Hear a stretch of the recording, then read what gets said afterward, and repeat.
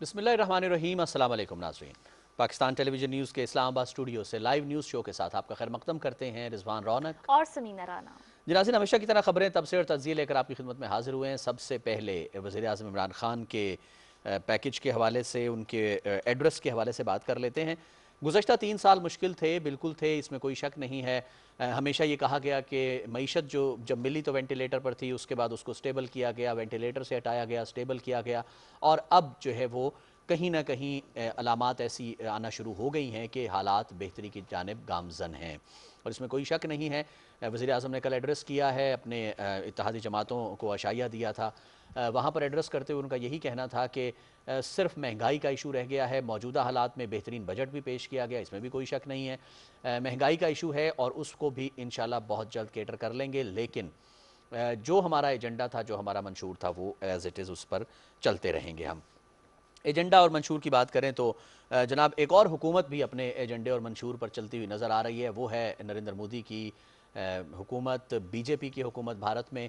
कोशिश उनकी यही थी कि भारत को हिंदुत्व स्टेट जो है वो डिक्लेयर किया जाए, हिंदुस्तान डिक्लेयर किया जाए, और एक ऐसी स्टेट जहाँ सिर्फ़ और सिर्फ हिंदू रह सकते हैं। वो जो उसका सेकुलर चेहरा था, जो शायद बहुत अच्छा और जमहूरी चेहरा था, उसको दागदार करने का एजेंडा लेकर, मंशूर लेकर नरेंद्र मोदी हुकूमत में आते हैं। दूसरी दफ़ा भी आए और अब बिल्कुल उन्हीं हालात पर चल रहे हैं। कोशिश यही होती है कि पाकिस्तान पर हर इल्ज़ाम जो है वो धर दिया जाए, लेकिन बहरहाल हमेशा की तरह इस बार भी उन्हें मुंह की खानी पड़ेगी। बिल्कुल जी। और इसके बाद हम बात करेंगे मकबूजा जम्मू कश्मीर की सूरत हाल के हवाले से। जैसे अभी रिजवान आपने जी बात की कि नरेंद्र मोदी ने भारत का भी जो असल चेहरा था सेकुलरिज्म का, उसको मस्ख किया। उसके साथ साथ हम अपने प्रोग्राम में एक बार फिर से मकबूजा जम्मू कश्मीर की सूरत हाल के हवाले से भी बात करेंगे, जिसकी सूरत हाल बद से बदतर होती जा रही है नरेंद्र मोदी की पॉलिसीज़ और जुल्म सितम की वजह से। इस पर भी हम बात करेंगे क्या कि अब ताज़ा तरीन क्या वहाँ पर हालात वाक़यात हैं। अभी ये जो हालिया APC नाकाम हुई है नरेंद्र मोदी की, उसके बाद कश्मीरी क्या सोचते हैं और कश्मीरी क़यादत क्या चाहती है, लेकिन नरेंद्र मोदी वहाँ पर क्या कर रही है, इस पर बात करेंगे। और जब हम मकबूजा कश्मीर की बात करते हैं तो जहन में आज़ाद कश्मीर का भी जी ख्याल आता है, ऐसा ही लेकिन गुड। आज़ाद कश्मीर में सूरत हाल बहुत ही बेहतर है। बजट पेश किया गया, बजट के हवाले से बात करेंगे और वहाँ पर लोगों को क्या क्या सहूलियात दी जा रही हैं, और इलेक्शंस का इनेकाद किया जा रहा है 25 जुलाई को। एक तरफ मकबूजा कश्मीर की सूरत हाल, साथ ही साथ हम आज़ाद कश्मीर का कंपैरिजन करेंगे और इस पर भी बात करेंगे कि दुनिया बॉर्डर के इस जानिब और उस जानिब जो सब कुछ हो रहा है वो भी कितनी अच्छे से देख रही है, लेकिन इस पर रद्द-ए-अमल क्यों नहीं आ रहा, इस पर बात करेंगे। और उसके बाद हम बात करेंगे पाकिस्तान में और पूरी दुनिया में कोरोना वायरस की क्या सूरत हाल है। पाकिस्तान में तो अल्हम्दुलिल्लाह केसेस में बहुत कमी आना शुरू हो गई है। थर्ड वेव में भी हमने मौजूदा हुकूमत की बर वक्त पॉलिसीज़ के बायस बहुत कामयाबी हासिल की है, लेकिन मज़ीद क्या करना है, वैक्सीनेशन की क्या सूरत हाल है, सब पर बात करेंगे। लेकिन यहाँ पर एक ब्रेक ले लेते हैं जी जी और बिल्कुल। ब्रेक के बाद वापस आएंगे तो प्रोग्राम का बाकायदा आगाज़ करेंगे। हमारे साथ रहिए।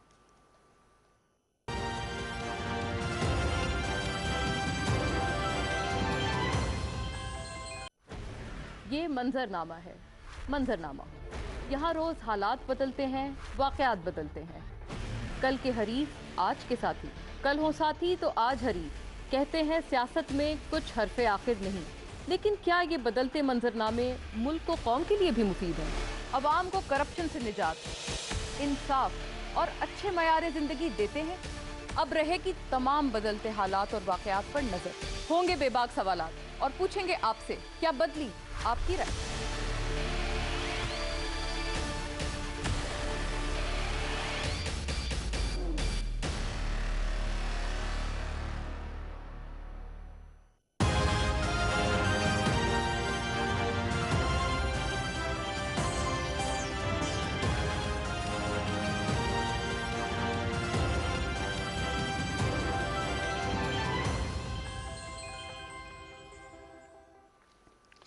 जनाब वेलकम बैक। प्रोग्राम का बाकायदा आगाज़ करते हैं। वज़ीर आज़म इमरान खान ने कल इत्तेहादी जमातों को की पार्लिमानी पार्टीज़ को और अपने पाकिस्तान तहरीक इंसाफ के अरकान कौमी असम्बली जो है उनको आशाइया दिया, और वहाँ पर वज़ीर आज़म इमरान खान ने ख़िताब करते हुए, चूँकि आज बजट भी पास होना था, तो उस हवाले से भी बात की। और साथ ही वज़ीर आज़म इमरान खान का ये कहना था कि गुज़श्ता 3 साल जो 2018 से और 21 तक के थे, वो बहरहाल मुश्किल हालात में गुजरे, और बिल्कुल जैसे कि हम बार बार भी ये बात करते रहे कि किसी भी तरह से कोशिश वज़ीर आज़म की ये रही कि अपने पैरों पर खड़ा हुआ जाए, सेल्फ रिलायंस की जाए। लेकिन IMF के पास जाना मजबूरी बन गया, क्योंकि बहुत सारा ऐसा कर्जा जो फौरी तौर पर उन्होंने वापस करना था, सूद की मद में जो है वो हज़ारों अरबों रुपया जो है वो हमारा जाता है। उस हवाले से बात की वज़ीर आज़म इमरान खान ने।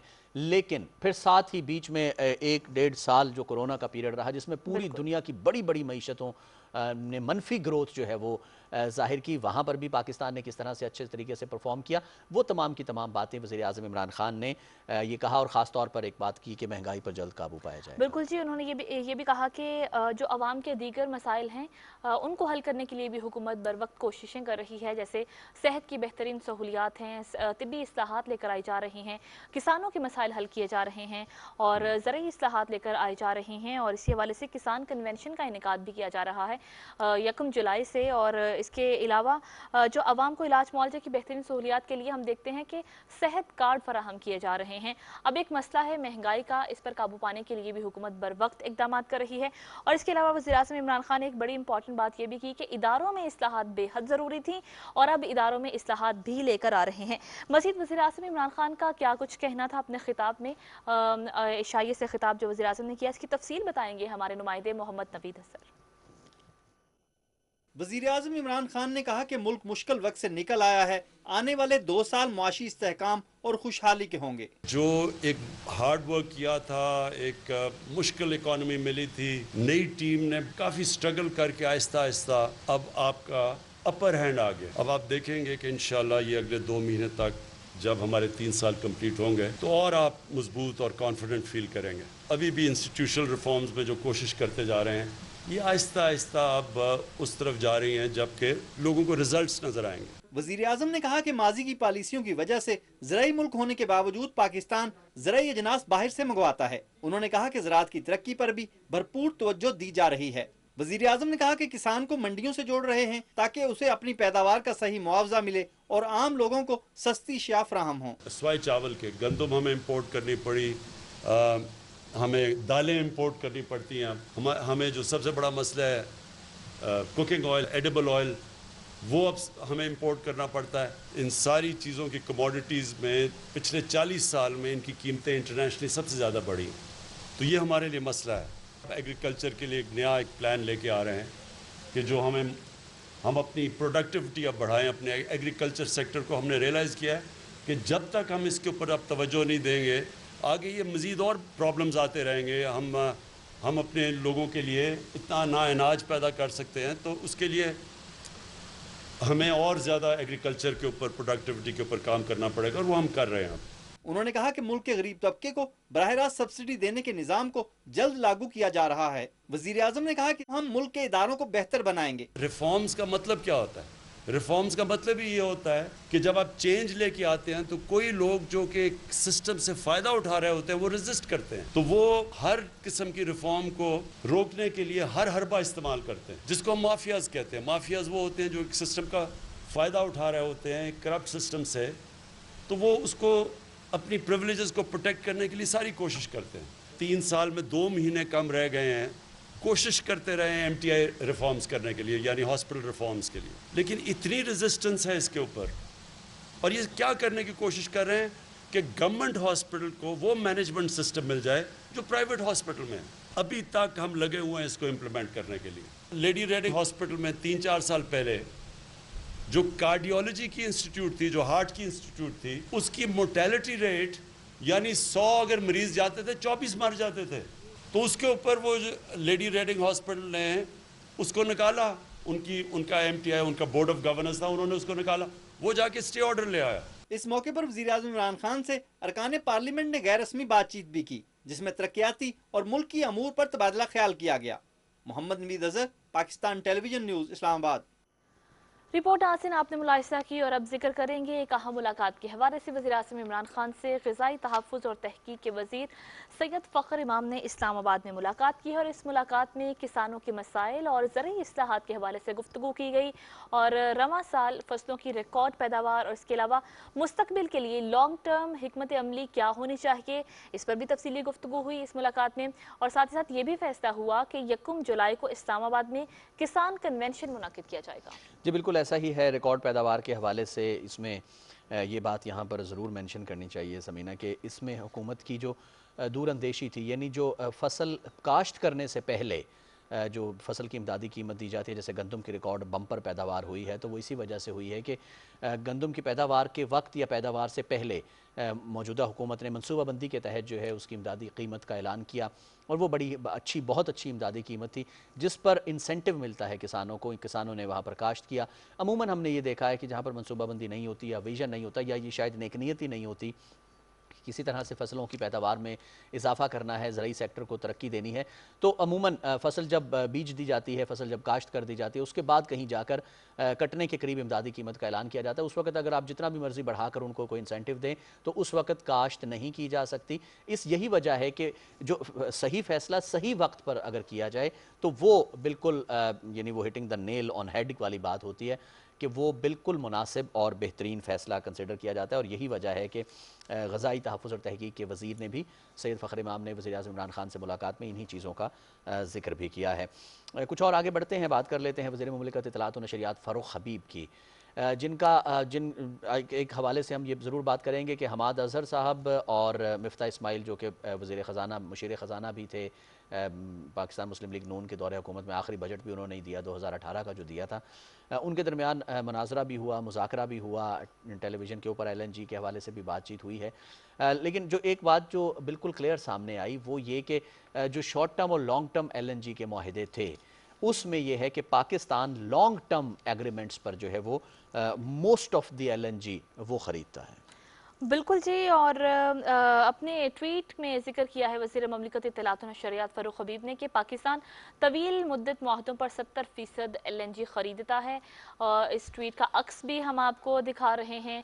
समाचार राब्तों की वेबसाइट ट्विटर पर अपने पैगाम में वज़ीर ममलिकत इत्तलात ने कहा कि मुस्लिम लीग नून ने ब्रेंट प्राइस 13.7%, जबकि पाकिस्तान तहरीक इंसाफ ने 10.2% पर LNG हासिल की, और जबकि बाकी 30% LNG स्पॉट प्राइस पर ख़रीदी जाती है। और जैसा भी आप जिक्र भी कर रहे थे रिजवान मुज़ाकरे के हवाले से, तो इस पर उन्होंने भी कहा है अपने ट्वीट में कि गुज़श्ता रोज़ हमाद अज़हर ने मिफ्ता इस्माइल को झूठा साबित कर दिया, और जो वो दावे कर रहे थे हमाद अज़हर की जानिब से उन तमाम तर दावों को झूठा साबित कर दिया गया बाकायदा आदाद शुमार से।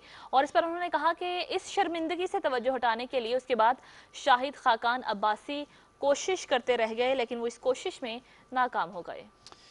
जी बिल्कुल, नाकाम हो गए। और एक और चीज़ जो मुसलसल नाकाम होती हुई नज़र आ रही है वो है जनाब भारतीय वज़ीर आज़म नरेंद्र मोदी की चालाकियाँ, चुस्तियाँ जो वो दिखाने की कोशिश करते हैं सिफारती महाज पर, बैनुल-अक़वामी सिफारती महाज पर, चाहे वो पुलवामा का ड्रामा हो और उसके बाद अभिनंदन का वाक़या सबके सामने है, उसमें किस तरह से पाक फोर्सेस ने जो है वो रिटेलिएट किया, रिएक्ट किया, और फिर किस तरह से मुँह की खानी पड़ी अगेन भारतीय फोर्सेस को। और अब एक नया ड्रामा वो ये कि जनाब ड्रोन जो भारत की फ़ज़ाइया है उस पर ड्रोन हमला जो है वो उसका प्लानिंग और उसमें जो भी हर्जा सराई है वो की जा रही है भारत की जानिब से। इशू ये है कि ऑल पार्टीज़ कॉन्फ्रेंस बुलाई गई थी नरेंद्र मोदी की जानिब से, भारत की जानिब से, कश्मीर के हवाले से, मकबूजा कश्मीर के हवाले से, और मैसेज ये देने की कोशिश की गई थी पूरी दुनिया को, आलमी बिरादरी को, कि जनाब मकबूजा कश्मीर की क़यादत हमसे डायलॉग में है, हमसे राब्ते में है, मुज़ाकरात भी कर रही है, और हम जल्द ही कोई बेहतर हल इसका निकाल लेंगे। मकबूजा कश्मीर की आवाम को हमसे कोई मसला नहीं है क्योंकि उनकी क़यादत जो है वो हमारे साथ बैठी है। अव्वल तो मैं एक मिनट और आपका लूँगा।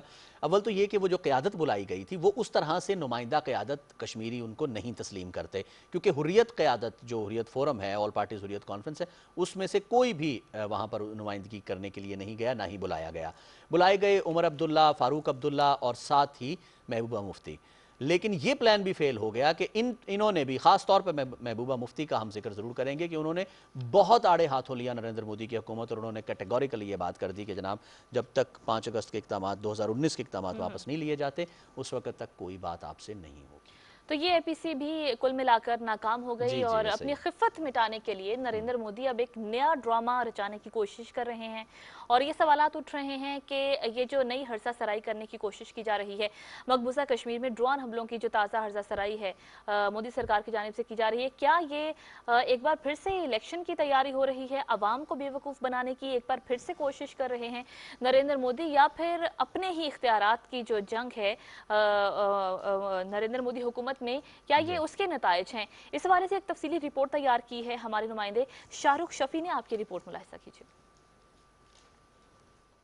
कोरोना ज़दा भारत को मुआशी ज़ुबू हाली से दोचार करने वाले मोदी माजी की तरह अपनी साख की बहाली के लिए एक मरतबा फिर जंगी माहौल की आड़ लेना चाहते हैं। पाकिस्तान से अनाद ने भारत की शरंगेजियों को बढ़ावा दिया है। पुलवामा के बाद ड्रोन का ड्रामा भी रचा दिया गया है। ड्रोन हमले के हवाले से भारतीय सिक्योरिटी के मुशीर अजीत दोवल का बयान भी मुज़ाकरहेज़ है, जिस पर सवालात उठने लगे हैं।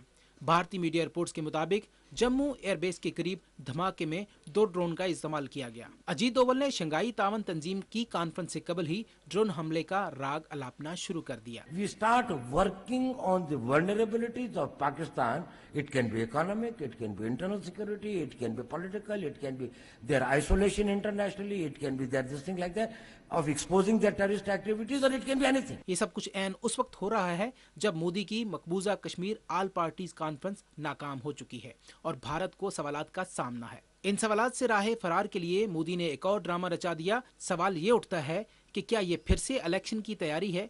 क्या हर इलेक्शन से पहले मोदी और बीजेपी इसी तरह अपने ही लोगों और फौजियों को निशाना बनाते रहेंगे?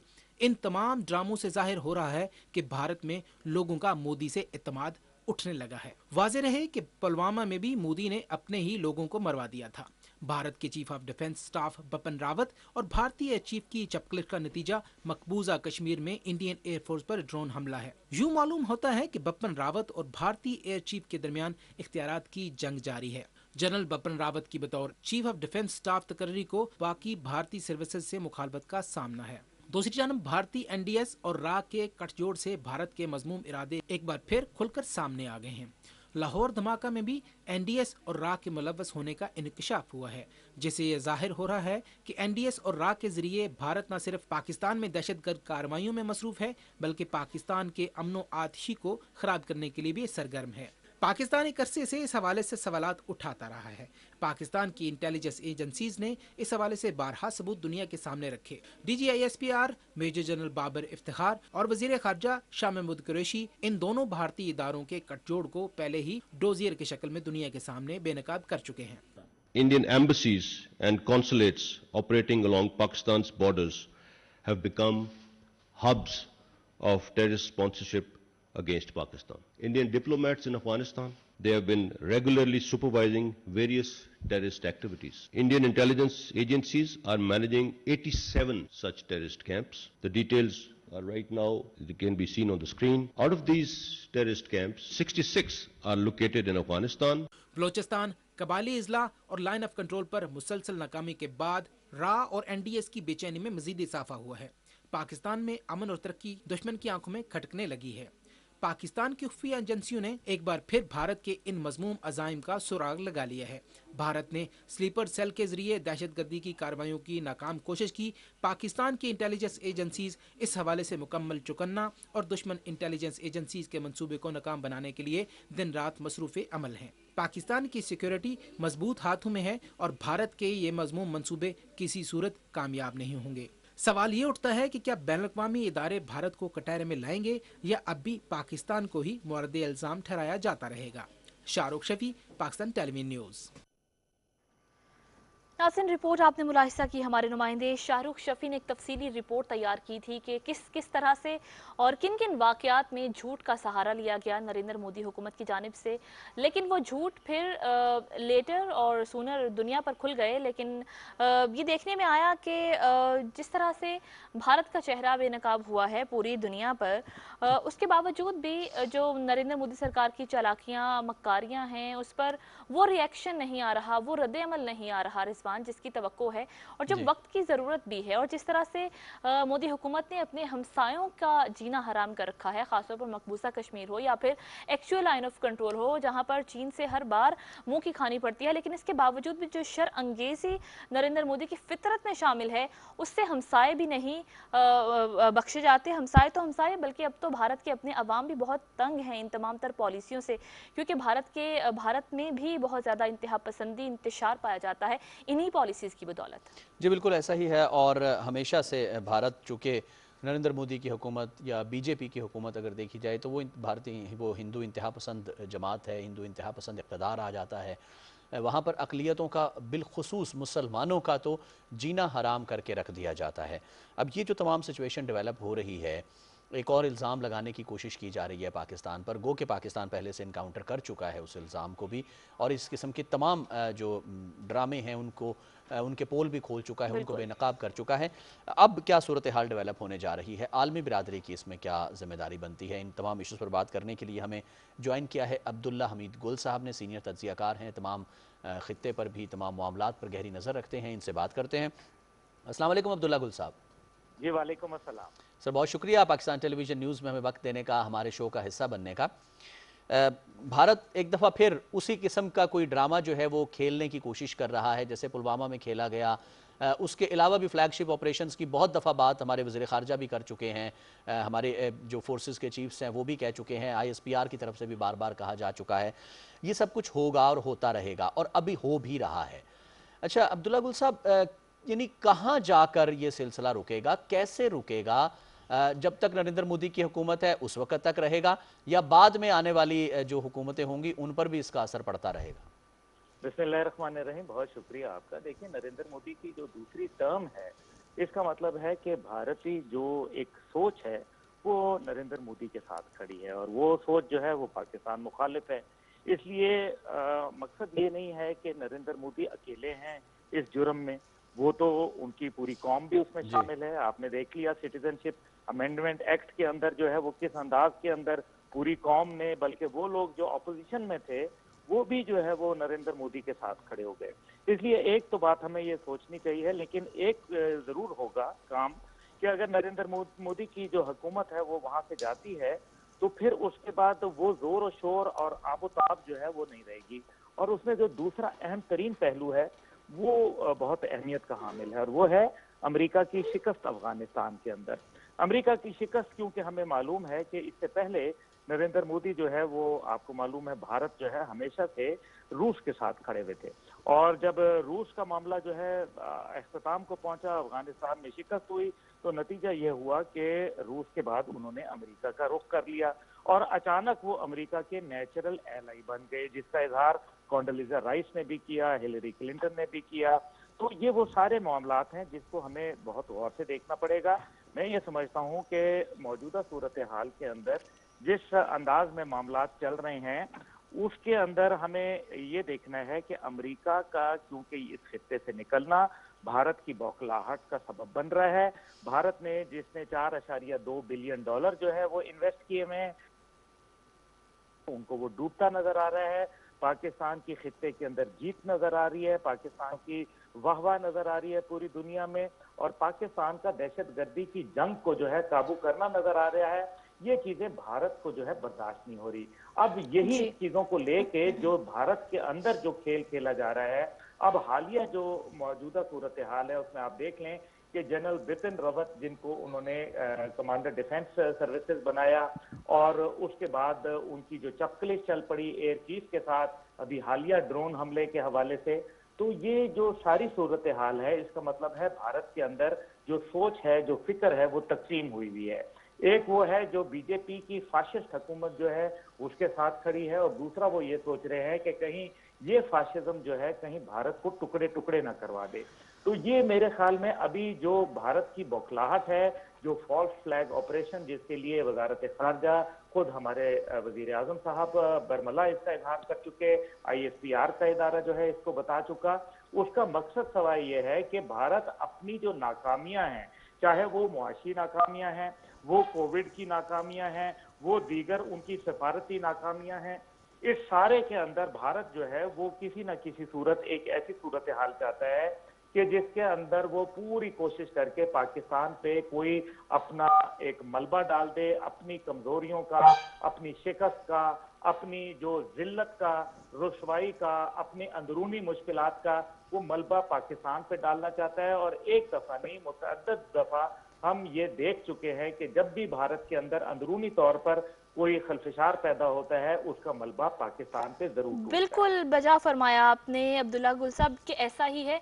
और डिसइंफो लैब नेटवर्क का जिक्र कर लें, किस तरह से झूठी इन्फॉर्मेशन फैलाकर पाकिस्तान के इमेज को, साख को मुतासिर करने की कोशिश की गई। मुतादिद बार सर्जिकल स्ट्राइक के झूठे दावे जो कि बाद में खुल भी गए। पुलवामा ड्रामा जिस पर हमने देखा कि अर्नब गोस्वामी की चैट्स, व्हाट्सएप चैट्स लीक हो गई, वो ड्रामा भी खुल गया। अब ये जो हालिया एयरफोर्स पर ड्रोन हमलों का ड्रामा रचाया गया है, ये सब कुछ जो है वो भारत दुनिया को बेवकूफ़ बनाने के साथ साथ अपनी आवाम को भी बेवकूफ़ बना रहा है। लेकिन आप क्या नहीं समझते कि अब नरेंद्र मोदी हुकूमत की पॉलिसीज भारतीय अवाम पर खुल चुकी हैं? अब जब भी इंतखाबात होंगे तो आप क्या समझते हैं कि अवाम मुस्तरद कर देंगे और मोदी हुकूमत का धड़न तख्ता हो सकता है? जी बिल्कुल, मेरा ख्याल है कि नरेंद्र मोदी के पास कोई जवाब नहीं रह गया, क्योंकि नरेंद्र मोदी जो दो बुनियादी बातों पे आया था, एक वो ये आया था कि वो भारत को पुरअमन मुल्क बनाएगा, जिसका बिल्कुल बरक्स हुआ। दूसरा उसका एजेंडा ये था कि वो कॉरपोरेट इंडिया जो है उसको खुश करेगा। कॉरपोरेट इंडिया का नतीजा ये निकल रहा है कि भारत के अंदर जो हमने अभी देखा, विटनेस किया, जिस तरीके से किसानों का एक बहुत बड़ा, मैं तो उसको इनकलाब ही कहूंगा, वो चल पड़ा और उसने पूरे भारत को लपेट के रख लिया। तो और भारत सरकार जो है वो बिल्कुल जिसको कहते हैं कि मफलूज होकर रह गई। तो वो ये सारे अवामिल हैं जिसके नजर में मैं ये देख रहा हूं कि भारत की बीजेपी की हुकूमत शायद ज्यादा देर जो है वो अपने इक़्तिदार को तूल न दे सके, और खास तौर पे अमेरिका के इस खित्ते के जाने के बाद और चीन के किरदार को बढ़ते हुए मामलात जो है वो इस नहज पे पहुंच जाएंगे कि भारत जो है वो मेरे ख्याल में अपने आप को, उसको एक भारत रखना मुश्किल हो जाएगा। यही वो बातें हैं। कश्मीर उनके हाथ से निकला बैठा हुआ है, आसाम के अंदर उनको तकालीफ आ रही हैं, दूसरी तरफ अंदरूनी तौर पे सिखों की तरफ से आपको मालूम है पंजाब में उनके लिए एक अजाब बना हुआ है, उनके तमाम दाखिली रास्ते बंद कर दिए गए हैं। तो ये वो तमाम सूरत हाल है जिससे मैं आपसे इत्तफाक़ राय रखता हूँ। भारत के लिए बीजेपी की जो एक दहशतगर्दाना सोच है, और बीजेपी तो एक सामने आपको मालूम है कि उनका एक पॉलिटिकल चेहरा है, लेकिन असल में पीछे आरएसएस के गुंडे बैठे हुए हैं, और आरएसएस के जो गुंडे हैं वो गुंडागर्दी जो है किसी भी दुनिया के मुल्क में नहीं चलती। और खुद अब अमेरिका के अंदर, यूरोप के अंदर, मुख्तलिफ जराइद के अंदर भारत के जो मकरू चेहरा है वो लोगों के सामने बयान हो रहा है। कश्मीर के हवाले से उनकी जो पॉलिसियां हैं वो तश्तबाम हो रही हैं, जो उनके अंदर जो इंसानी हकूक की खिलाफ वर्जियां हो रही हैं, अकलियतों के साथ जो जुल्म और सितम हो रहा है, ये वो तमाम अवामिल हैं जो कि भारत को अब एक भारत रहने पे, मेरा ख्याल है कि ये कुछ अरसे की बात है कि भारत को हमें तारीख ये लिखेगी कि एक था भारत, और ये जल्द हमारे बच्चे अपने स्कूलों में पढ़ेंगे। जी बिल्कुल, बहुत अच्छी ख्वाहिश का इजहार किया है आपने। अच्छा अब्दुल्ला गुल साहब, इसी से रिलेटेड एक सवाल मेरे जहन में आ रहा था कि हम हमेशा कहते हैं कि अब आलमी बिरादरी नोटिस ले, भारत ये कर रहा है, भारत वो कर रहा है, आलमी बिरादरी को आगे आना चाहिए, या फिर हम पाकिस्तान पर ही वो इल्ज़ाम डाल देता है। भारत क्या करता है? भारत जब इल्ज़ाम लगाता है तो वो वन स्टेप अहेड आगे जाकर कन्विंस करता है, बल्कि मैं कहूँ अगर फोर्स करता है आलमी बिरादरी को, उसका पूरा का पूरा डिप्लोमेटिक सेट जो है, पूरा का पूरा डिप्लोमेटिक अलजबरा जो है, वो उसको कन्विंस करता है, फोर्स करता है आलमी बिरादरी को कि वो पाकिस्तान पर शक करना शुरू कर देते हैं, हालांकि हाथ हमारे साफ होते हैं। तो सर कब तक, why do we wait for आलमी बिरादरी to come one step ahead और हमारी मदद करे या भारत को बुरा भला कहे? कहाँ कमी, कौन सा वो एक मिसिंग लिंक है जो हम नहीं कर पाते, भारत कर जाता है? बड़ी खूबसूरत बात की आपने। I think a very important question you have just asked. Actually ये हमारी एक बहुत अरसे से गो वेस्ट की जो फॉरेन पॉलिसी चल रही थी, वो हमने अब एक पैराडाइम शिफ्ट आ गया है, और अब हम लुक ईस्ट पॉलिसी जो है उसकी तरफ जा रहे हैं। और पाकिस्तान का दफ्तर खारजा जो है, मेरे ख्याल में उसकी जो खास तौर पे मौजूदा हुकूमत ने जब इक़्तिदार संभाला तो उसके बाद से सूरत हाल यकसर तब्दील हो गई, चैलेंजेस बहुत सारे बढ़ गए। याद रखिए कि जब एक नई सर्द और नीम गर्म जंग का आगाज हुआ तो उसके अंदर जो कल के दुश्मन थे वो आपके आज के दोस्त बन गए, और जो कल के आपके दोस्त थे वो आज के आपके दुश्मन बन गए हैं। तो हमें मेरे ख्याल में सफारती महाज के ऊपर जो हमने एक नया चैलेंज, एक नया मेरे ख्याल में हमने जो रुख इख्तियार किया है, उससे यकीनन पाकिस्तान को एक बहुत बड़ा फायदा होगा। यही वो मिसिंग लिंक था जिसकी हमें तलाश थी, कि यानी कि हम वो पॉलिसियां बनाएं जो कि खारजी ना हो बल्कि वाकई खारजा हो और पाकिस्तान के हवाले से पाकिस्तान के मफादात को मद्देनजर रख के बनाई जाएं। मैं समझता हूं कि इसके अंदर मौजूदा हुकूमत को और अफवाज पाकिस्तान को बहुत क्रेडिट जाता है और लीडरशिप जो होती है वो एक नया रुख मुतय्यन करती है। ये बाज़गश्त तो देखे ना, कई दफा से सुनाई दे रही थी कि सफारती सतह के ऊपर पाकिस्तान को तनहा कर दिया गया, लेकिन हकीकत यह है कि पाकिस्तान के बहुत सारे, मेरे ख्याल में इसके अंदर ताल्लुकात उस्तवार हुए और चीन के साथ सीपैक के हमने दूसरे फेज के लिए दस्तखत किए, जिस जाहिर है जिसकी वजह से हमें एक चीन का एतमाद हासिल हुआ। ईरान के साथ ताल्लुकात में बहुत बेहतरी आई और सरहदी मार्केट्स के ऊपर बनाने में इत्तफाक राय जो है वो कायम हुआ। और फिर आप देखें कि अफ्रीका के ममालिक के साथ हमने अपने स्ट्रेटेजिक जो यूरोपियन यूनियन के साथ खास तौर पे स्ट्रेटेजिक इन्वेस्टमेंट प्लान जो हमने बनवाया, एंगेजमेंट प्लान जो बनाया, उसके ऊपर पाकिस्तान के दस्तखत करने, तो ये वो तमाम मिसिंग लिंक्स थे जो हमें मेरे ख्याल में चाहिए थे। और इसी तरह से सऊदी अरब और मुत्तहिदा इमारात के साथ जो ताल्लुकात थे उसमें भी गर्मजोशी देखने में आई। एक वक्त वो था कि जब हमारा बिल्कुल जो है वो उनसे दूरी अख्तियार कर ली और खास तौर पर अफगान मसले के अंदर पूरी दुनिया ने पाकिस्तान को सराहा। इससे पहले ट्रंप हुकूमत जो है वो पाकिस्तान को एक जनूबी एशिया के अंदर एक मसला करार देने लग गई थी, लेकिन आज वो पाकिस्तान की हुकूमत को अमन का शराकतदार ठहराते हैं। तो मेरे बिल्कुल आपने ठीक कहा, बहुत शुक्रिया। अब्दुल्ला हमीद गुल साहब सीनियर तज्जियाकार इस वक्त हमारे साथ मौजूद थे और उन्होंने बड़े खूबसूरत अंदाज में अपनी बात कही है कि भारत पाकिस्तान को तनहा करने की ख्वाहिश में खुद तनहा होता जा रहा है और पूरी दुनिया पर भारत का जो असल चेहरा है, मोदी सरकार की पॉलिसीज़ का जो असल चेहरा है, जो मकासद हैं वो खुलकर सामने आ गए हैं और वो दिन दूर नहीं कि ये पॉलिसीज़ भारत को दो टुकड़ों में तकसीम कर देंगी। जी बिल्कुल ऐसा ही है और होता हुआ नज़र भी आ रहा है। और जैसे कि अब्दुल्ला गुल साहब फरमा भी रहे थे और ये बहुत ज़्यादा ये बात ज़ुबान ज़द आम हुई है कि भारतीय जनता पार्टी या नरेंद्र मोदी की जो पॉलिसीज़ हैं हुकूमत की, वो बहरहाल भारत के लिए जहर कातिल साबित हो सकती हैं। आगे बढ़ते हैं, कुछ बात कर लेते हैं कोरोना वायरस के हवाले से। हम अब ये इस जंग का वक्त हुआ है हमारे शो में। पाकिस्तान में सूरत हाल बहुत बेहतर होती हुई नज़र आ रही है। नए केसेस की शरह हो, जो मोर्टेलिटी रेट है अमवात का, यानी जो शरह अमवात है, उनमें बतदरीज कमी का सिलसिला जो है वो जारी है और ये बड़ी खुशाइन बात है। बिल्कुल जी, और ये सब कुछ मुमकिन हुआ है हुकूमती काविशों से और आवाम के ताउन से, जिसके बाद हमने कोरोना की तीसरी लहर, जिसको ज़्यादा मुहलिक कहा जा रहा था, जिसके बायस ज़्यादा तशवीश पाई जा रही थी, इस तीसरी लहर में भी कमी आना शुरू हो गई है, बल्कि कमी आ चुकी है। क्या तफसीलात हैं मुल्क भर में कोरोना केसेस के हवाले से, आदाद-ओ-शुमार क्या कहते हैं? एक तफसीली रिपोर्ट तैयार की है हमारी नुमाइंदा हुमा इकबाल ने, आप रिपोर्ट मुलाहिजा कीजिए। National command and operation centre के मुताबिक पाकिस्तान में गुज़िश्ता 24 घंटों के दौरान कोरोना वायरस से 23 अफराद जान की बाजी हार गए, जबकि 735 नए केसेस रिपोर्ट हुए। मुस्बत केसेस की शरह 1.78% रही। गुज़िश्ता 24 घंटों में मुल्क में कोरोना वायरस के मजीद 41,133 टेस्ट किए गए। मुल्क में कोरोना से अब तक मजमूई तौर पर अमवात की तादाद 22,254 हो गई है। कुल केसेस की तादाद 9,56,392 हो चुकी है, जबकि अब तक वायरस से 9,01,985 अफराद सेहतयाब हुए हैं। मुल्क भर में कोरोना से बचाव के लिए वैक्सीनेशन का अमल भरपूर अंदाज में जारी है। रोजाना लाखों लोग वैक्सीनेशन के लिए रजिस्टर हो रहे हैं। अब तक 1,55,81,400 से जायद वैक्सीन की खुराकें लगाई जा चुकी हैं। गुज़िश्ता 24 घंटों के दौरान 4,10,009 अफराद को वैक्सीनेशन लगाई गई। वैक्सीनेशन सर्टिफिकेट किसी भी नादरा सेंटर से या वेबसाइट से हासिल किया जा सकता है। हम सब की जिम्मेदारी है कि हम वैक्सीनेशन के लिए जल्द अज जल्द खुद को रजिस्टर करवाएं ताकि इस वबा से महफूज रहें। Huma Iqbal, Pakistan television news, Islamabad.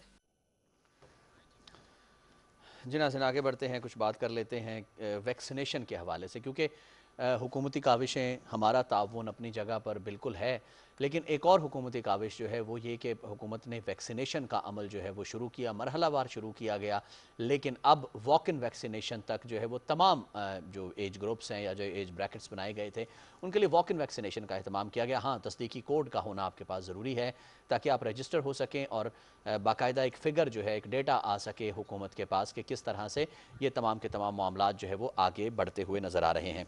तो इसी सिलसिले में चाइना की वैक्सीन बहुत दफ़ा चाइना ने दी भी, पाकिस्तान ने ख़रीदी भी, और अब समीना, अमेरिका ने भी पाकिस्तान को कोरोना वैक्सीन देने का ऐलान कर दिया।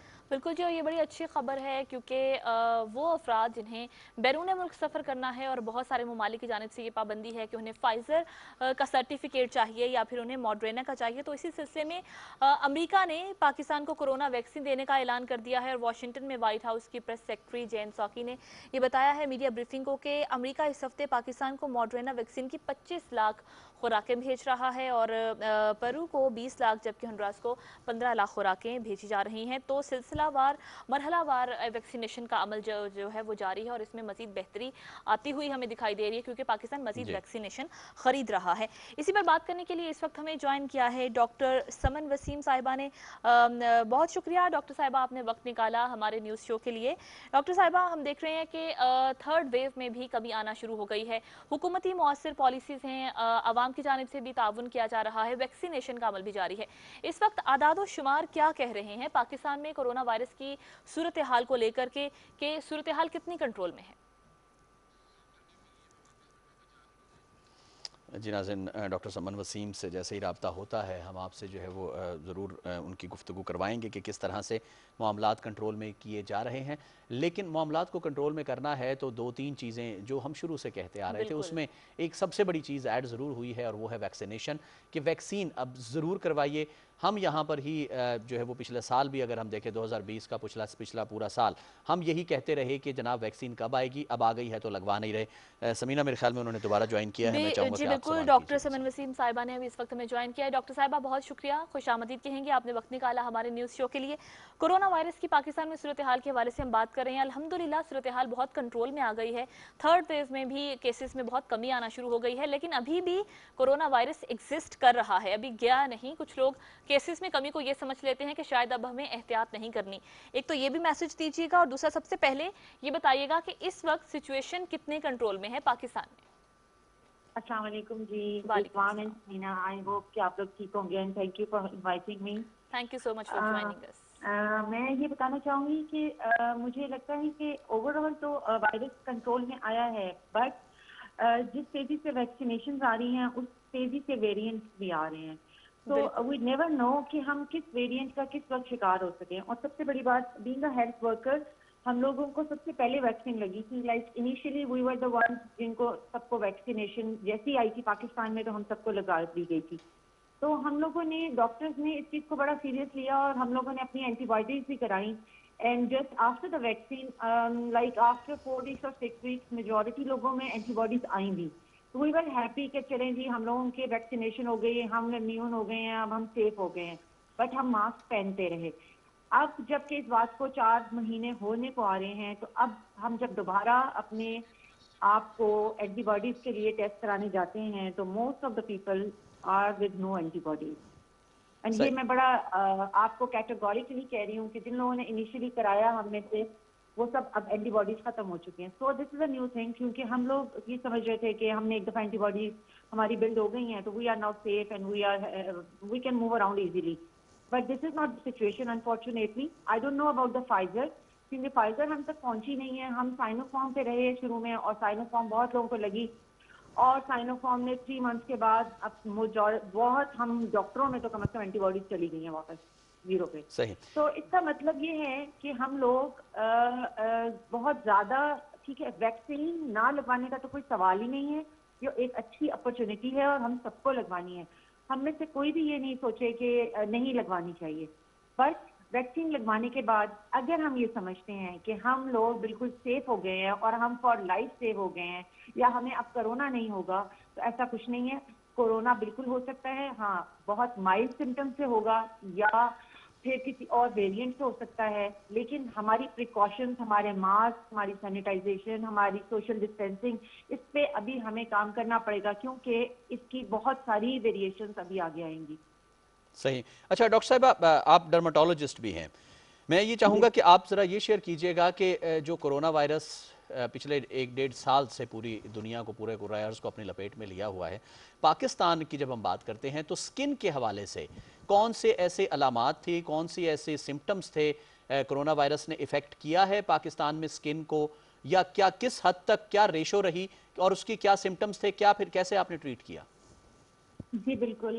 ऐसा है कि आप पाकिस्तान में जहाँ तक बात करते हैं ना, तो आपको पता है कि हम पाकिस्तानियों में हम लोग उस तरह नहीं थे जैसे कि हमारे बाहर के मुल्क में लोग होते हैं। जी। मोस्टली लोगों को कोरोना हुआ, उनको पता भी नहीं चला एंड दे रिकवर्ड। बहुत सारे लोगों ने मतलब टेस्ट भी नहीं कराया इस खौफ से कि कोरोना न निकल आए, तो इसलिए रिपोर्ट उन लोगों ने किया जो लोग बहुत कोई पढ़े लिखे या सेंसिबल थे, जो कि डॉक्टर्स के क्लिनिक तक आए या उन्होंने दिखाया। उसमें बहुत कॉमन स्किन डिजीजेस थी जिनके अंदर प्रेजेंटेशन होती थी, जैसे हमारे वायरल इन्फेक्शन की प्रेजेंटेशन होती है जिसके अंदर पानी वाले छाले, अर्टिकेरिया जैसे एलर्जीज, उंगलियों का सूज जाना, नीला हो जाना, दर्द होना पाँव की उंगलियों में, ये सब बड़े कॉमन सिम्टम्स थे। लेकिन आपको मैं ये बता सकती हूँ कि यहाँ पे जिनके सांस खींच रहे थे वो लोग भी अस्पताल जाने से घबरा रहे थे, तो स्किन तक तो बहुत कम लोग पहुंचे। हम लोगों ने देखे जरूर और हमने उनको ट्रीट भी किया, लेकिन बहुत थोड़ा है, उनकी प्रोपोर्शन बहुत थोड़ी थी। राइट। अच्छा डॉक्टर साहिबा, जैसे भी आप डर्मेटोलॉजी के हवाले से ही बात कर रही हैं, तो मैं भी आपसे ये जानना चाहूँगी, बल्कि बहुत सारे नाज़रीन जो इस वक्त देख भी रहे होंगे वो भी इस सवाल के जवाब से मुस्तफ़ीद होंगे, क्योंकि गर्मी का मौसम है, गर्मी में वैसे ही स्किन झुलस जाती है। वो लोग जो घर से बाहर निकलते हैं अमूमन काम करने के लिए, तो उन्हें अपनी स्किन का ख्याल कैसे रखना चाहिए, खासतौर पर गर्मियों में? और अगर जो घर से नहीं भी निकल रहे, घरों के अंदर भी रह रहे हैं, तो भी गर्मी में स्किन तो आपकी डैमेज होती है, स्किन पर तो असर आता ही आता है, तो अपनी स्किन का गर्मी के मौसम में कैसे ख्याल रखा जा सकता है? जी समीना, गर्मी में हमने बस ये ख्याल रखना है कि असल में हमारी स्किन थोड़ी सी ज़्यादा एक्सपोज हो रही है क्योंकि हमारी हीट ज़्यादा हो गई है। सर्दियों में भी हमारी सनलाइट उतनी ही है, अल्ट्रावायलेट उतना ही है, अल्ट्रावायलेट रेज अंदर भी उतनी ही आ रही हैं, लेकिन सिर्फ हीट कम है, तो जिसकी वजह से स्किन की डैमेज कम है। तो एक तो सबसे बड़ी बात हम सबको ही कहते हैं कि सनब्लॉक जरूर लगाएं, और अगर आपने बाहर जाना है तो आप 2 दफा जरूर लगाएं। अपने आप को कवर्ड रखें, अम्ब्रेला या अच्छे वाले हैट्स जो होते हैं, अगर आपने कहीं बाहर निकलना है तो उससे अपने आप को कवर रखें ताकि आपको डायरेक्टली आप फोटो सेंसिटिव ना हो। और इसके अलावा जो आप घर पे कर सकते हैं उसमें ये कर सकते हैं कि आप ट्वाइस अ वीक और थ्राइस अ वीक, बहुत सारे मार्केट में ऐसे एक्सफोलिएंट्स आ चुके हैं जिनसे आप स्क्रबर्स हैं जिनसे आप फेस वॉश करते हैं तो आपके पोर्स वगैरह ये सब कुछ क्लीन हो जाते हैं। तो उसकी वजह से फिर आपके acne, pimples, dust, dull skin, ये सारी चीजें बड़ी कंट्रोल्ड रहती हैं। So the best method is कि एक तो drink a lot of water, hydrate yourself, and second thing is कि आप धूप से बचें, अपने आप को बचाएं, और तीसरा एक्सफोलिएट करते रहें स्किन को। राइट, सही। अब मैं बिल्कुल समीना आपकी इजाज़त से मैं एक सवाल डॉक्टर साहिबा से पूछना चाहूँगा। एक बात मैं भी कहना चाहती हूँ। जी जी श्योर। आप लोगों के सवालों के बीच में जी जी। मैंने कोरोना के पेशेंट्स को इतना नहीं एंटरटेन किया जितना मैंने वैक्सीन के पेशेंट्स को किया। लोगों ने कोरोना को इतना सीरियस लिया और ना लिया, और लोगों ने वैक्सीन को बहुत सीरियस लिया, क्योंकि कुछ लोगों को आफ्टर द वैक्सीन कुछ इस किस्म की लीजन्स डेवलप हो गई at the site of the vaccine, जहाँ पे उनको कोई दाना निकल आया या कुछ खारिश शुरू हो गई या उसी आंख पे नीचे कहीं खारिश शुरू हो गई, जिसकी वजह से वो डर गए और बड़े घबरा गए और डॉक्टर तक आ गए कि ये तो हमें पहली डोज से ऐसे हो गया और हम इसको अब नहीं लगवाना चाहते। तो हमने हम सब लोगों को ट्रीट भी किया और उन सब लोगों को ये भी कहा कि आप इससे बिल्कुल भी परेशान ना हो, क्योंकि you can be allergic to something but you have to go for the second dose. सही। ये तो आपने बड़ी पाकिस्तान में बड़ी ह्यूमन सर्विस कर दी कि वाकई लोग जो है वो बहुत ज्यादा वैक्सीन को लेके जो है वो अजीब व गरीब किस्म की अफवाहों में मुब्तला हो रहे थे। अच्छा डॉक्टर साहिबा मैं आपसे ये जानना चाह रहा था कि अवेयरनेस की अगर बात की जाए तो अगर देखा जाए तो स्किन को अभी तक गो के बड़े शहरों में, इस्लामाबाद, रावलपिंडी, कराची, लाहौर जैसे बड़े शहरों में हो सकता है कि स्किन के हवाले से अवेयरनेस हो, जैसे समीना ने भी आपसे सवाल पूछ लिया। अदरवाइज ओवरऑल पूरे मुल्क में स्किन को कोई इतना ज़्यादा कोई बड़ा इशू नहीं समझा जाता, कोई बीमारी नहीं समझी जाती कि इसको भी कोई बीमारी लग सकती है। तो एक तो ये कि अवेयरनेस के हवाले से क्या किया जा सकता है, एलर्जीज जो स्किन को लायक होती हैं वो कौन कौन सी होती है, क्योंकि मेरे correct me if I am wrong कि बहुत ज़्यादा एलर्जीज स्किन रिलेटेड होती हैं। देखिए एलर्जीज बहुत सारी टाइप्स की होती हैं। एक एलर्जी बड़ी लेमैन सी टर्म है जिसको अगर मैं आम सादे लफ्जों में एक्सप्लेन करना चाहूँ तो मैं ऐसे एक्सप्लेन करूंगी कि एक बच्चा पैदा होता है और वो पैदा होता है किसी ऐसे घर में जिनके घर में पहले से एक्जिमा है, एस्थमा है या स्किन एलर्जीज हैं, तो उस बच्चे की जेनेटिक लेवल पे उसने एलर्जीज इनहेरिट कर दी हैं। मतलब अगर माँ को दमा है तो जरूरी नहीं है कि बच्चे को भी दमा ही होगा, बच्चे को एक्जिमा भी हो सकता है। तो ये एक ही फैमिली है। तो फर्स्ट ऑफ ऑल तो एलर्जीज मोस्टली आपकी इनहेरिटेंस में आती हैं। और ग्रेजुअली जैसे जैसे बच्चा बड़ा होता है वैसे वैसे उसकी प्रेजेंटेशन आती है। फिर अगर मैं बच्चों की बात करूं तो बच्चों में मोस्टली ड्राई स्किन से रिलेटेड बहुत ज़्यादा एलर्जीज देखी जाती हैं और उनकी ड्राइनेस को कंट्रोल करने से उनकी एलर्जीज बहुत बेहतर हो जाती हैं। देन उसके बाद आप प्लांट से, स्टफ टॉय से, कार्पेट से, इन सब चीज़ों से बहुत कॉमन एलर्जीज देख रहे होते हैं। उसके बाद हम जरा थोड़े से और टीनेज की तरफ आते हैं तो फ्रेगनेंस के वाले कोई भी सोप, फ्रेगनेंस वाले आपके जो लोशंस हैं, आपके बॉडी स्प्रेस हैं, इनसे बहुत कॉमन एलर्जीज होती हैं। सो हर चीज़ हाइपो एलर्जेनिक और फ्रेगनेंस फ्री होनी चाहिए एलर्जी के पेशेंट्स के लिए। राइट, बहुत शुक्रिया डॉक्टर समन वसीम साहिबा, आपने वक्त निकाला और मुफीद मशवरे भी दिए कि गर्मी के मौसम में कैसे सब लोग, वो लोग जो घरों से बाहर निकलते हैं और घर में रहते हैं, वो अपनी स्किन का कैसे ख्याल रख सकते हैं, और अवेयरनेस के वाले से भी बड़ी अच्छी बात की उन्होंने। और रिजवान, यूजुअली ऐसा देखने में भी आता है कि अगर किसी को कोई एक स्किन की डिजीज़ है, एलर्जी है, और वैसी ही या उससे मिलते जुलते किसी दूसरे को है, तो सेल्फ मेडिकेशन की तरफ लोग चले जाते हैं कि एक मेडिसिन जो आप यूज़ कर रहे हैं वो किसी और को भी रेकमेंड कर दें और कोई दूसरा भी उसको इस्तेमाल करने लग जाए। तो ऐसा हरगिज़ मत कीजिए। अगर आपको अपनी स्किन से रिलेटेड कोई भी मसला है, कोई एलर्जी है, या कोई और आपको लगता है किसी और मरज़ का शिकार हो रहे हैं आप, या आपकी स्किन को कोई और मसला है, तो फ़ौरन अपने डॉक्टर से रुजू कीजिए, डर्मेटोलॉजिस्ट के पास जाइए, अपनी स्किन का बाकायदा इलाज करवाइए, और ऐसे जो एक से दूसरे का जो नुस्खे और टोटके हैं इनको इस्तेमाल करने से ज़रा गुरेज कीजिए। जी बिल्कुल, ये सिर्फ स्किन ही नहीं है, तो मैं कहता हूँ कि हर तरफ पाकिस्तान में हर बीमारी का इलाज जो है, एक तो ये कि आप बीमार हो जाएं, आप किसी से मशवरा मांग लें, आपको हकीम भी मिलेंगे, खिलाड़ी भी मिलेंगे, डॉक्टर्स भी मिलेंगे, इंजीनियर्स भी इतने बड़े बड़े माशाल्लाह आपको हर जगह मिल जाएंगे मशवरा देते हुए मुफ्त। तो बहरहाल ये मुफ्त मशवरों से भी बचना चाहिए। प्रोग्राम में आगे बढ़ते हैं, कुछ बात कर लेते हैं गिनीज़ वर्ल्ड रिकॉर्ड की, जो कि पाकिस्तान के इरफान महसूद ने बनाया है। बहुत सारे और पहले भी रिकॉर्ड्स बना चुके हैं, लेकिन बहरहाल पाकिस्तान के इरफान महसूद ने जिस वक्त अब हम बात कर रहे हैं तो फ्रांस के एरिक लेजून का गिनीज़ वर्ल्ड रिकॉर्ड जो है समीना तोड़ दिया। बिल्कुल जी, और इससे पहले भी उन्होंने बहुत सारे रिकॉर्ड्स तोड़े हैं और उनका एम है कि उन्होंने 100 रिकॉर्ड्स बराबर करने हैं। लेकिन ये जो अभी एरिक लेजॉन का रिकॉर्ड उन्होंने तोड़ा है, एरिक ने 100 पाउंड वजन के साथ एक पाँव पर खड़े होकर 1 मिनट में 31 पुशअप्स किए थे, और इरफान महसूद ने 1 मिनट में 43 पुशअप्स करके ये रिकॉर्ड कायम कर दिया। और इरफान महसूद ने फरवरी में ये रिकॉर्ड तोड़ा और गिनीज वर्ल्ड को भिजवाया था, जो कि अब मंजूर हो गया है और इसकी बाकायदा तौर पर तस्दीक भी कर दी गई है इरफान महसूद की जानिब से कि उन्होंने ये रिकॉर्ड तोड़ दिया है। और इरफान महसूद दुनिया के वो वाहिद खिलाड़ी हैं जिन्होंने पुशअप्स कैटेगरी में 24 वर्ल्ड रिकॉर्ड्स बना लिए हैं। जी, इस वक्त नाज़रीन उनसे बेहतर कोई नहीं बता सकता, क्योंकि वो खुद इस वक्त हमारे साथ मौजूद हैं। स्काइप पे उन्होंने हमें ज्वाइन किया है, इरफान महसूद ने। उनसे बात करते हैं। अस्सलाम वालेकुम इरफान महसूद। वालेकुम सलाम। बहुत शुक्रिया, बहुत खुशी हो रही है आपसे बात करते हुए। हमारे प्रोग्राम का आप हिस्सा बने, हमारे लिए ऑनर की बात है। वर्ल्ड रिकॉर्ड आपने बनाया, कैसे बनाया, क्या फील आई, किस तरह से आपने टारगेट किया कि ये रिकॉर्ड मैंने अपने पास रखना है, और क्या मेहनत की? यकीनन ये भी मेरे लिए भी बहुत बड़ी खुशी की बात है कि रिकॉर्ड हम अटेम्प्ट कर लेते हैं और वो गिनीज वर्ल्ड रिकॉर्ड वालों से ऑफिशियली अप्रूव हो जाता है, तो बहुत ज़्यादा खुशी महसूस होती है। मेरे जो 24 गिनीज वर्ल्ड रिकॉर्ड्स है ये पुशअप्स में है। टोटली 43 गिनीज वर्ल्ड रिकॉर्ड्स मेरे गिनीज में ऑफिशियली अप्रूव्ड है। इसमें ज़्यादा जो मेरा टारगेट होता है वो पुशअप्स को मैं ज़्यादा टारगेट करता हूँ, या स्क्वाट्स या जंपिंग जैक्स को। स्ट्रेंथ के जितने भी गिनीज वर्ल्ड रिकॉर्ड होते हैं वो उनको मैं सर्च करता हूँ, जो भी रिकॉर्ड मुझे फिर मिल जाते हैं और मैं उसके लिए प्रैक्टिस स्टार्ट कर देता हूँ। अल्लाह की ख़ुसूसी मेहरबानी की वजह से फिर रिकॉर्ड भी अपलोड हो जाते हैं। बिल्कुल जी, और ये रिकॉर्ड भी तोड़ लेते हैं आप और पाकिस्तान का नाम भी पूरी दुनिया में रोशन हो जाता है। इरफान महसूद, ये भी बताइएगा कि अब अगला टारगेट क्या है आपका, और कितने रिकॉर्ड्स अब आपने सोचा हुआ है कि मुझे इतने रिकॉर्ड्स तोड़ने हैं, और एक रिकॉर्ड को तोड़ने के लिए कितनी मेहनत करनी पड़ती है, आपको कितना टाइम लग जाता है? ये एक रिकॉर्ड बनाने के लिए कभी कभी हमें सालों मेहनत भी करनी पड़ती है, कभी कुछ महीने, 3 महीने, 4 महीने या 5 महीने मेहनत करनी पड़ती है। डेली 3 से 4 घंटे या 5 घंटे हमें प्रैक्टिस करनी पड़ती है, तब जाके एक रिकॉर्ड सक्सेसफुली अप्रूव हो जाता है। इसमें काफ़ी डिफ़िकल्टीज होती हैं और मैंने जो टारगेट बनाया हुआ है 50 गिनीज वर्ल्ड रिकॉर्ड, इंशाल्लाह कोशिश है कि इस साल में 50 गिनीज वर्ल्ड रिकॉर्ड अचीव कर सकूं। सही, यानी 43 हो गए हैं। अब अगर इंशाल्लाह अगर आप टारगेट रखते हैं 50 का, तो 7 अभी रह गए हैं।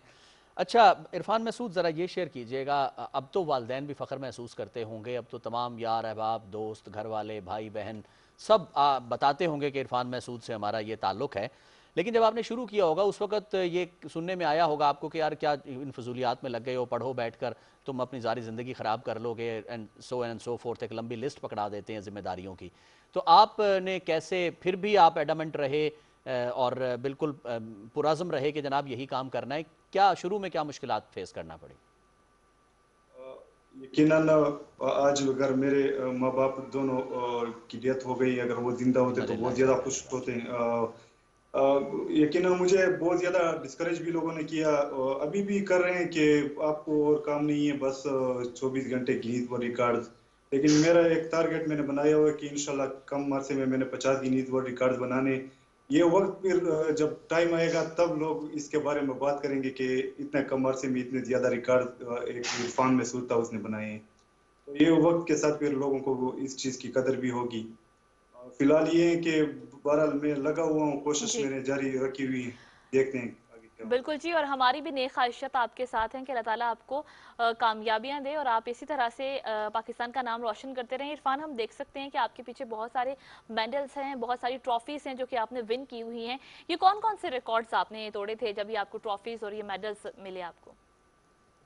ये मुख्तलिफ जो ऑर्गेनाइजेशन है उनकी तरफ से कुछ जो मैंने यहाँ पे मुकाबले वगैरह किए हुए थे नेशनल लेवल पे, केपी लेवल पे, फाटा लेवल पे, उनके शील्ड वगैरह हैं। कुछ मेरी टीम्स जो मेरा क्लब है उनके जो परफॉर्मेंस वगैरह उन्होंने की हुई थी, वो फाइट्स वगैरह जीती हुई, उनके ट्राइव शील्ड वगैरह हैं। तो जो गिनीज वर्ल्ड रिकॉर्ड्स के मेरे काफ़ी 43 जो मेडल्स हैं वो अभी भी गिनीज रिकॉर्ड्स वालों के पास पड़े हुए हैं। कोशिश करूंगा कि वो भी यहाँ पे आ जाएं तो ठीक है। इरफान, पैगाम भी दे दीजिएगा जाते जाते कि वो लोग जो नए आ रहे हैं इस फील्ड में, उनको आप क्या कहना चाहेंगे? वो क्या करें? शॉर्टकट्स नहीं अपनाएं, बल्कि कामयाबी हासिल करने के लिए उन्हें क्या करना चाहिए? कितनी मेहनत और लगन का मुजाहिरा करना चाहिए? देखें, किसी चीज की अगर आप शॉर्टकट इख्तियार करते हैं तो उसके नुकसान ज्यादा होते हैं। इसके लिए तकरीबन 16-17 साल मैंने मेहनत की है, तब आहिस्ता आहिस्ता ये रिकॉर्ड वगैरह की साइड पे मैं आ गया हूँ। 5 साल की लगातार मेहनत के बाद मेरे 43 गिनीज वर्ल्ड रिकॉर्ड्स अप्रूव हुए हैं। मेरा यही पैगाम है पाकिस्तानियों के लिए कि आप काइंडली जिस भी फील्ड में हैं अपने मुल्क के लिए, अपने वतन के लिए कुछ करें, एक पॉजिटिव इमेज बनाने के लिए कुछ करें, आगे आए, वो ये अपनी फिटनेस के लिए, अपने मार्शल आर्ट, सेल्फ डिफेंस के लिए फील्ड में आए। सही जी, बहुत शुक्रिया। इरफान मसूद हमारे साथ थे, वर्ल्ड गिनीज़ रिकॉर्ड होल्डर हैं, 43 रिकॉर्ड्स जो हैं गिनीज़ वर्ल्ड रिकॉर्ड अपने नाम कर चुके हैं। 50 का टारगेट है और इंशाल्लाह लग ये रहा है जिस तरह से वो पुरज़म शो कर रहे हैं अपने आप को, पुरज़म हैं, तो लग ये रहा है जिस तरह से मेहनत भी कर रहे हैं, तो लग ये रहा है कि 50 कोई ज़्यादा दूर नहीं है और उसके आगे भी जो है वो इंशाल्लाह सिलसिला जारी रहेगा। नाज़रीन, लेकिन हमारे प्रोग्राम का वक्त जो है वो अब अपने अख्ताम को पहुँच रहा है। आप हमारे साथ रहे, आपका बहुत शुक्रिया। रिजवान रौनक और सबीना राना को प्रोग्राम टीम की हमरा इजाज़त दीजिए। अपना बहुत सारा ख्याल रखिए। अल्लाह ने के बाद।